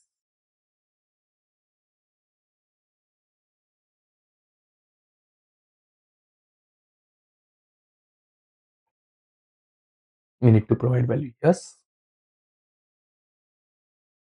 All right, it is done. And let's see what happens. Okay, this internet gateway in route table. Okay, so in route table, if we, and this is our subnet. So if we see routes, okay, so here we go. Internet gateway is associated over here. Okay, and subnet association. This was the subnet, right, in the code, but we mentioned subnet ID and route table. Okay, so this is the association, and by which here, if you see the gateway, okay, or it should be internet gateway, then it would be better, not only gateway. Let me make a change of it. Internet gateway, internet gateway. All right, but before that, okay, so this is what happened. Um,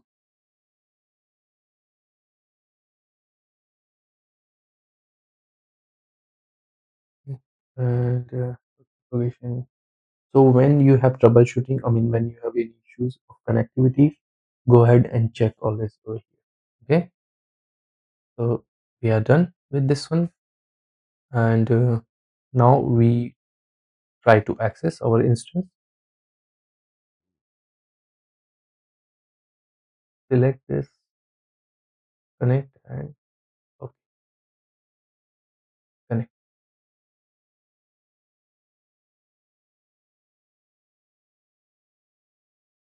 and we are in. All right, so let's not exit it. So we are over here, and this time, okay, I'm gonna make changes which I already made. Just have to apply.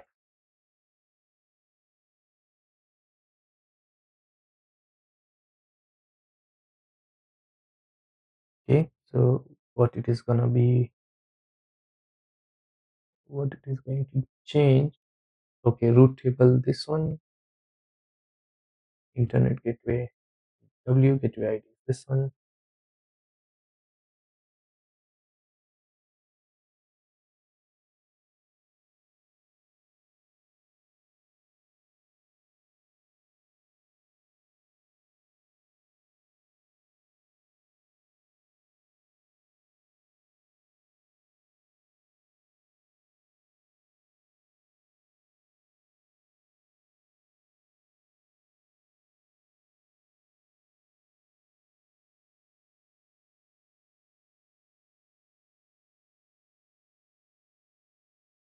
All right, we are able to connect with the instance. So that's our, let's go ahead and see the next what we have to do, because I think it is gonna be take longer. So let's go ahead on the presentation first. Okay, so this is end of the this part.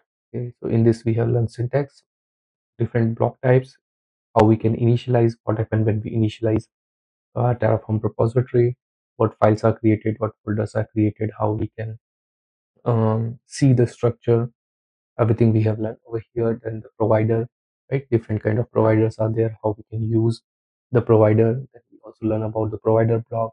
We also learn about the resource block, variable block, output block, and how we can, the syntax wise. Okay, in next section we are going to use the output block. We'll also show how you can use the variables. Then of course we learn about the Terraform folder. So then file extensions, all the files have .tf extension. So file has tf var as well, which we see next. And Terraform workflow, where I showed you how you can use the Terraform command. So Terraform init to initialize. After that, you can use Terraform fm to just fmt to format your code. That is optional. Terraform validate to validate, check validation of the code. Is any error, you get it before executing the plan. Then Terraform plan is fine. Then you can do the Terraform apply. There are more commands as well, which we are coming on shortly. And of course, these are the Terraform commands. Okay. So next we are going to deploy a project and which is Java based project. Let's go ahead and deploy the project. Okay, so our instance, let's see, we are able to connect. Yeah, we are connected with the instance. Do we have Git? Okay, we do have Git. So what we have to do um, on this URL, github.com/dsoccube. Here we have this application, dsoccube web app. Click on this, and here you will find all the instruction if you are doing it on local system. In my case, we have EC2 instance. Okay, so let's do or we'll follow the step, all the steps one by one. I don't want to do it, so you can do it. Okay, and if you are looking for a specific OpenJDK version, so you can execute this command. This will give you a lot of information. For example, this, so you will get a lot of different versions available. Okay, and after that you can choose one.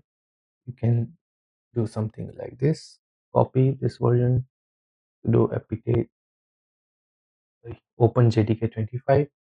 Here the screen, do apt install.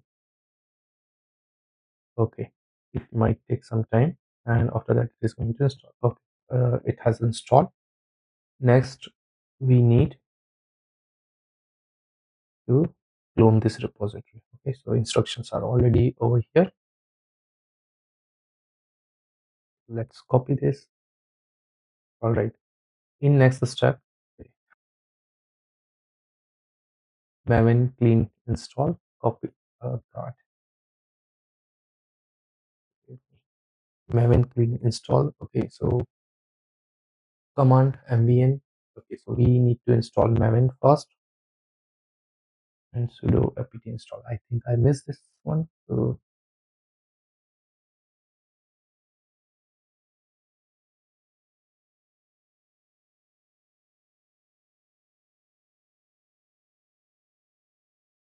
all right, maven is installed. We are in the repository now. We can run this command maven clean install. We already discussed this in our day 5 when we learn about how we can create a CI/CD pipeline.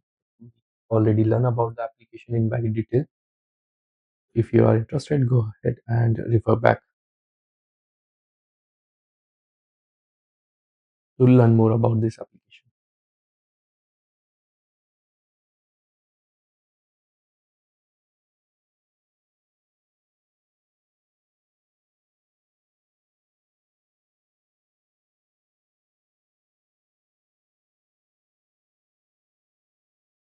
All right, so it is successfully built, and of course we have in target. So in next step, what we need to do, okay, first we have to install the Apache Tomcat so we can access our application.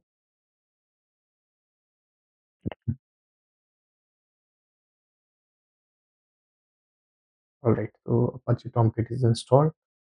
Let's check its status, which is already here, and then over here. Okay, so in target directory we have this war file which we have to move to this location in order to access this. Okay, so let me wait here, this test it. All right, right, so it has been done already. Sudo, and if we see, let's verify this. Okay, so our web app is over here. Here we go. Right, now we have to access. To access it, we have this public IP address. Copy this, go over here, and Tomcat port is 8080. All right, let's see. So again, this is the same situation. Okay, but same, it means not like we have the internet gateway. We can do SSH, but here what's wrong? We come back on EC2 instance, and if we see, the security tab, and in security tab we have open only port 22. Okay, so what we can do, um we can go to this one and edit in one role, add here custom TCP and port range 8080, and we want to allow it from everywhere. Save this. Let's check it. Okay, so Tomcat, we can access the Tomcat, and in order to access this, I already provided the instruction how you can access. Okay, so we already have 8080. Let's see if we can access this app as well. All right, so our web app is there. Welcome to DevSecOps Club. This is simple web application. Click on me. Okay, click and then it closed. Very simple, very easy, smooth, right? So that's the way we can install the Java based application. But if you see over here, we had to provide or we had to do everything manually. That I don't want to do that. So for that, to do the automation of this entire thing, what can I do? Simply, I can put open line. If I put it over here, no. Okay, so while we are creating EC2 instance, okay, here we have one option where we can keep some code, and by which we can yeah. So whatever commands we have performed manually, we can perform it during the runtime. So for that, there is option. Let me copy this over here. So just to save the time, I will also put this. Okay, so user data is like this. So here we can update, we can install. Okay, and we can install Git already there. So we can install OpenJDK 25. Okay, and Tomcat 10 Git, and we are going to, or this will be cloned automatically. Then go to this repository, execute this command, then copy this one and systemctl restart. Save this and Terraform plan. Let's see what are the changes we are going to see. It says, okay, what changes we made before internet, like this, and leave it as is. It's okay.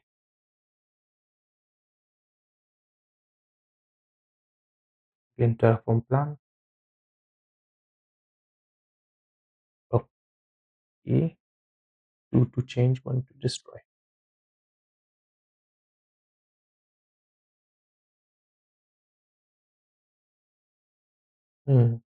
Okay, we also need to add the port.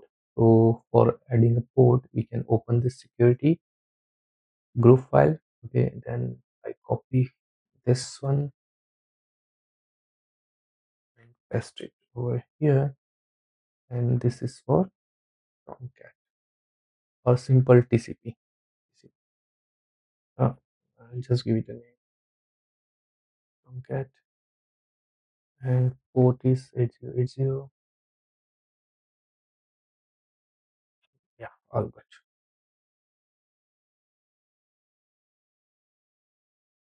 Let's plan this again.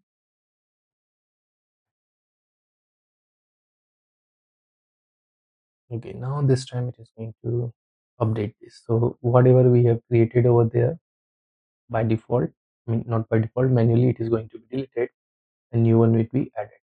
Okay, so two to change, one to destroy. Let's go ahead and apply this one.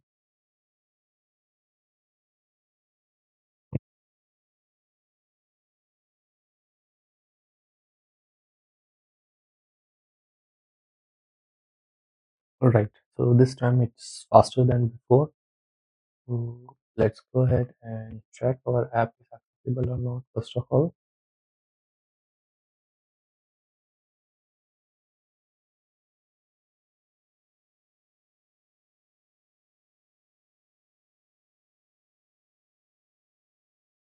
Close this one.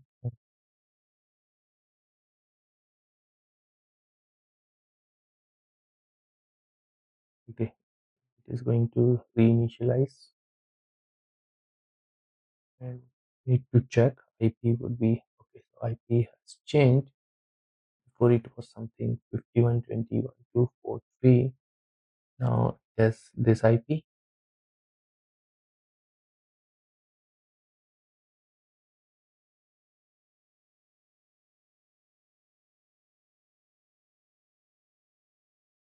IP has been updated. Okay, it's working. App is also working. So everything is fine. But there is one thing you notice. We have to go over here and copy paste the IP and port and all these things. So similarly, some of the information we really don't want to be because, for example, your AWS admin team is somewhere else and they manage the AWS account and they had given you only CLI access. In that case, what happened? You cannot log in to console to see these details.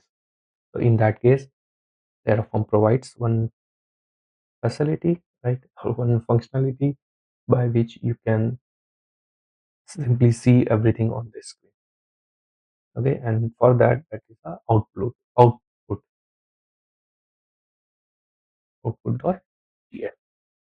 So we have this file over here, and in order to access the information from this, what we can simply output and what I want instance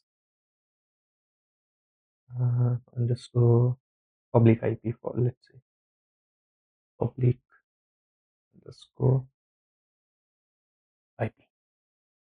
Okay, and what value would be AWS underscore instance. So this is the name of the instance dot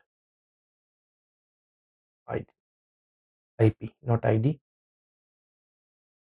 So we want the this one, public IP, not private IP, because that is not useful for us. And we also want, let's first see what happens when we apply it.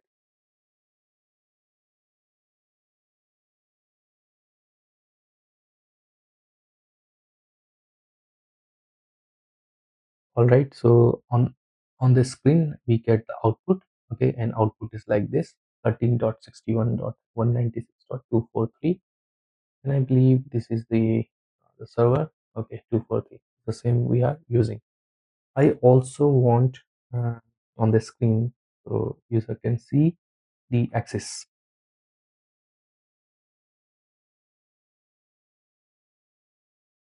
web URL. So what we can do, simple mm, output and name, I could say web, this web dash URL, and for that I can say value.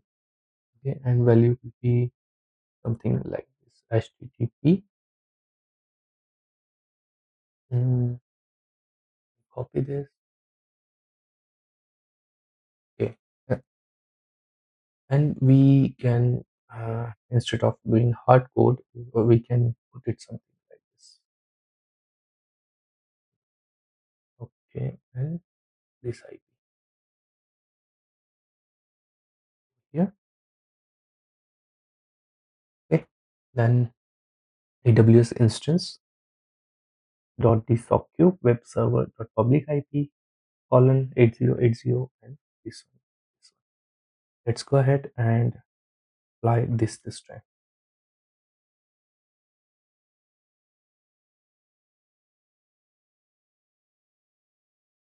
All right, so we directly got one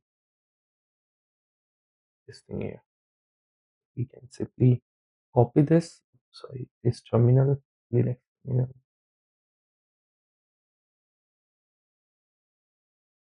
This time, let me use here. Of course, it is not secure. So it's working. All right. So this is the output block. So one more thing I would like to mention over here before we wrap up the session. The variable, I explained the output file. Now I want to, or I'm gonna explain variables.tf, and in this we are going to keep all the variables. So let's open this, and how we can write variable block. So we know I already explained you where you can find. Okay, so I'm gonna define three variable blocks, and go over here, authentication and configuration. Okay, so here there are two ways you can authenticate. One is this one, okay, by the provider, this file. Second one is putting the environment variable. You can export this, right? We talk about this already. So I'm gonna use this one. Okay, this is the Linux way. We already talked how we can export this. This one is Terraform way. Let's go ahead and use this. So for I'm gonna update the provider file, okay, which I'm not showing you at the moment. So why I'm showing you, I need to variabilize or putting the value of variable instead of hard coding the region. Okay, so here I have to say AWS region. Okay, so here is the same AWS region, and here you can type description. Okay, so AWS region. Then next I have AWS key and secret key as well. So that I also want to keep as a variable. But here we have to define one thing, what kind of this variable is. So this variable is a string.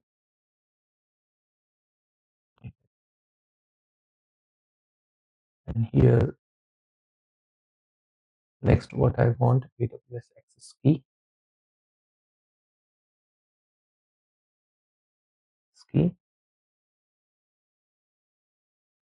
This would also be string, and it's one more thing, sensitive, which is true. Okay, because it's a access key, and next one is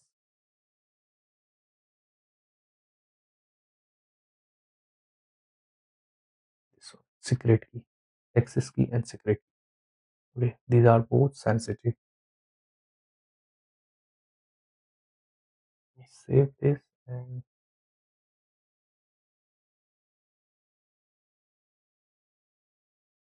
okay, so output is correct. AWS region, description AWS region, access key, and this one is secret.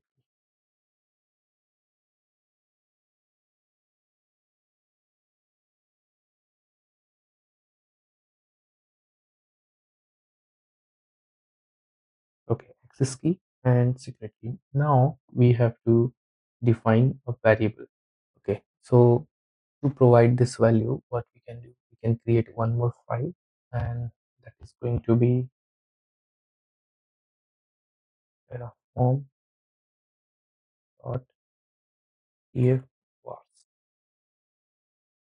Okay, here we go. So what we are going to do in this one tf. Okay. In this we are going to define AWS region, which is equals to EU. Okay, similarly here I'm gonna also define AWS access key,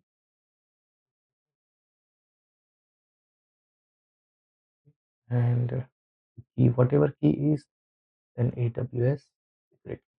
Okay, so let me do one thing.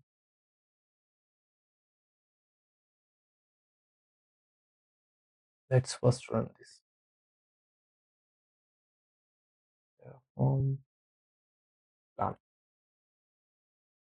Okay, so it asks for the access key. See, and So now what happened, as soon as I have defined this file Terraform TFR, okay, so this is where you actual values of the variables.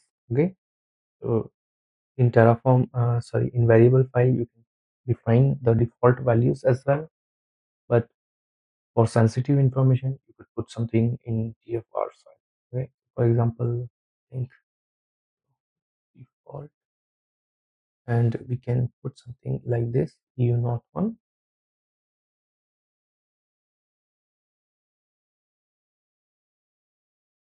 Okay, so this one is default and we have to provide the value of this. Okay, so I can go over here, I can remove this one because it's okay, but especially for sensitive things, okay, you could provide the information like this, and here you could also provide the default information for other variables like we have done this. And now I'm going to put a key and value over here. So once I'm done, and I'll come back. All right, so close this file over here.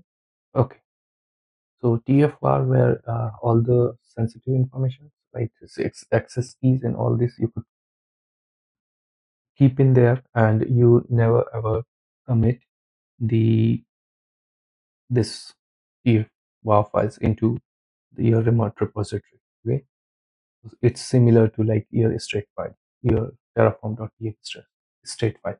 Okay? Now we have to use this in provider block. So how we can use this? It's very simple.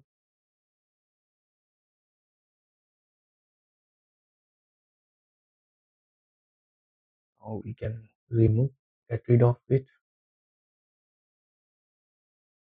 For that, var need to access var.aws underscore region, and similarly for the same var.aws.access key, var.aws.secret. Okay, all right, everything is set. Now let's cancel this one. Clear.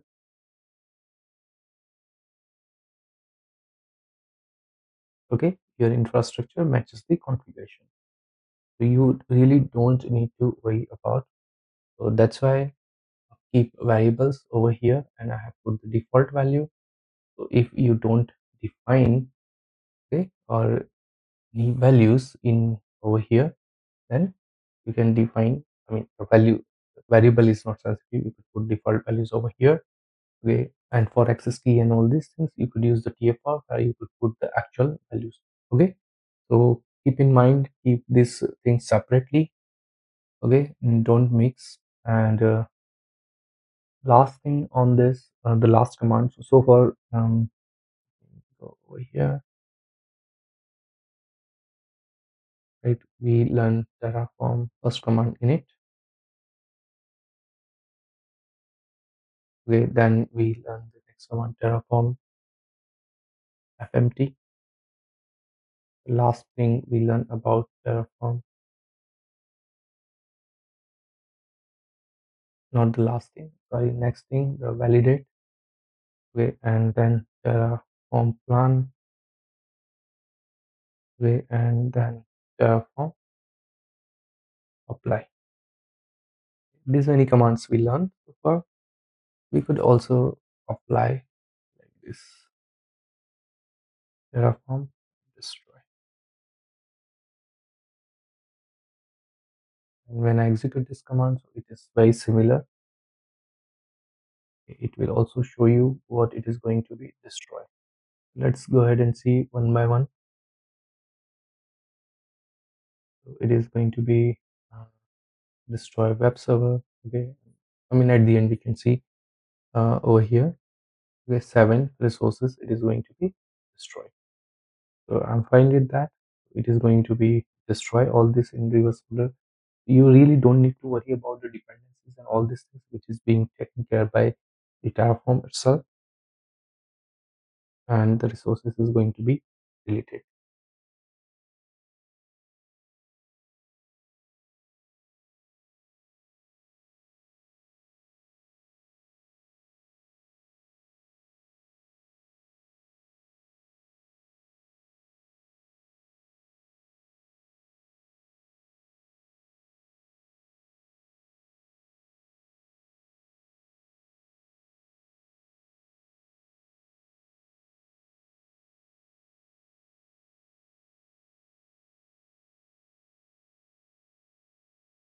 Okay, so all resources has been destroyed, and we can confirm over here there is no instance, and we also have security group over here which is been deleted. If I go on VPC, here VPC, we don't have. So we deleted almost all, not all, whatever resources we had created, we deleted everything in just one go. And whenever I need to test it or upgrade it again, I can simply go back and Terraform apply, and it is going to create all the resources again for me, and that which is very very convenient and very safe. I really don't need to keep everything in my mind. What are the resources I had created and at the time of deletion? Okay? So it's very helpful. So one more thing I would like to show over here. It's very fast. Okay, if this see this much fast, I cannot create even everything. It just takes some couple of seconds. So one last thing I want to tell you over here, or I wanted to show you clear dot git.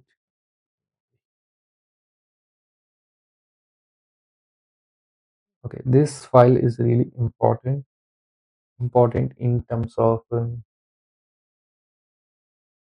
you can search it on the internet and update it as you want. So there we go. Dot git ignore. Okay, so let me paste it over here and then explain. So as I said, TF straight file and it's a backup. Okay, those are very important. You should not expose them. And Terraform, log HCL, these are the directories. Okay, and the sensitives, the TFR, auto.tfr. Okay, all these things are you because you keep sensitive information over there. That's why you don't commit in there. So that's why you don't commit, and that's why we have .git ignore file. We already learned this in our day 3 Git and GitHub, okay, where we learn what is the importance of .git ignore file, and now we know how we have been using it for several reasons. Okay, let me do one thing before committing. I'm gonna change the credentials.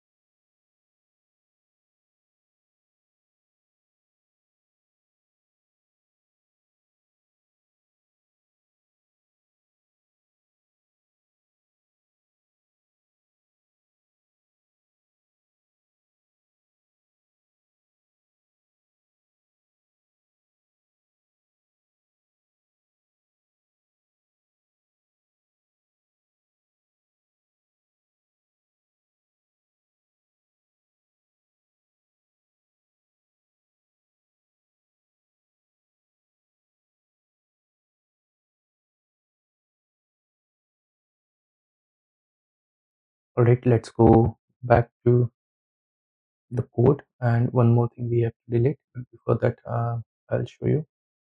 Okay, so here we go. This provider. Okay, here we use this VPC. These are the files. Then security group, and let's rename this EC2 instance.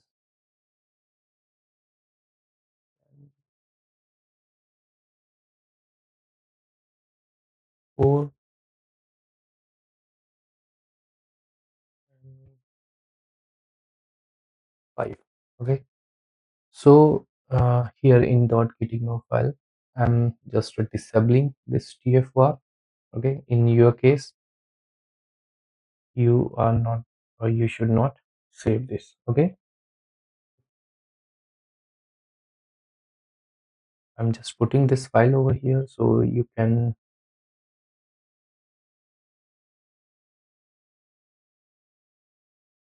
let me rename this as this.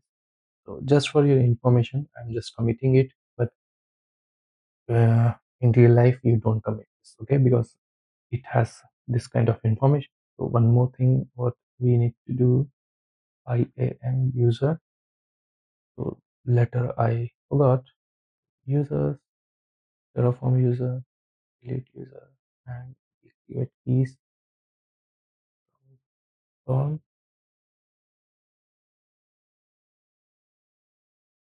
delete user. So now everything is set.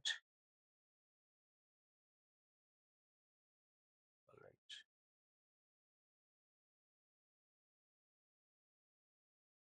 So we are done. Okay, I've deleted. Now let me quickly walk you through with this. So these are the provider. Okay, we start with this. Then we created a VPC. Okay, this too. And after that we created a security group. Okay, then we have added 8080 port as an ingress means inbound, egress means outbound. Okay, then we put tags, then we create EC2 instance, then we also put this one, so automatically it can use this application. So in your case, okay, I'm commenting this out. So first try with the manual way, and after that use this one. But still, it's up to you. Then we also learn about the output. Okay, so here we go. Here we have taken the IP as well as the URL of the app and variables, right? And TF so TF AWS access key, and we use those in provider block here var.n like this. Okay, and reason is already defined in variables.tf file. Okay, so this is the overall structure, and in git ignore, remember you don't commit this. I'm just committing it for you so you can do practice. Okay, so I will do that. And okay, I will create,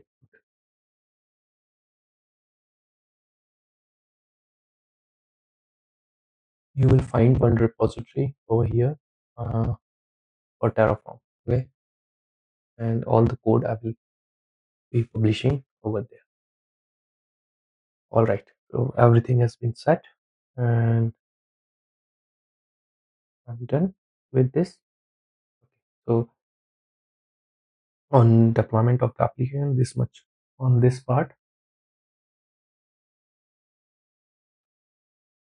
Let's go back to our presentation.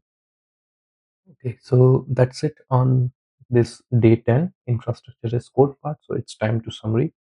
So in this entire session, we learn what is infrastructure, or what is IaC, what are the benefits of it, the installation way, the syntax, the block types, initialization, how we can initialize the Terraform repository, what happened when we initialize the Terraform repository, .terraform and .htl.log file been created. Then we also learn the provider, right? How we can use the provider, where you use the provider, and we also learn about resources. We created resources like VPC, then a subnet, then security group, then internet gateway, then route table, association. Then we created EC2 instance, then we deployed the application. We also learn how we can also deploy that automatically using the user data. We also learn about the variables. We also learn about the variable.tf file, tf wars as well, the Terraform folders and file extension, Terraform workflow, and all the important commands we have learned in this section. Okay, in the next one, we are going to talk about the project for this series. Okay, and that's it on this. If you have any questions and thought, if you want to provide any feedback, please feel free to do so. Drop them in comments, or you could also write us over here. looking forward to this. We definitely respond with if you have any question, we definitely respond that. And once again, thanks very much for your support and love to this tutorial, to our channel. Big thanks for that. And these are our social media handles. We'd love to stay in touch with you. Thanks again for your time. See you in the next one. Until then, bye bye.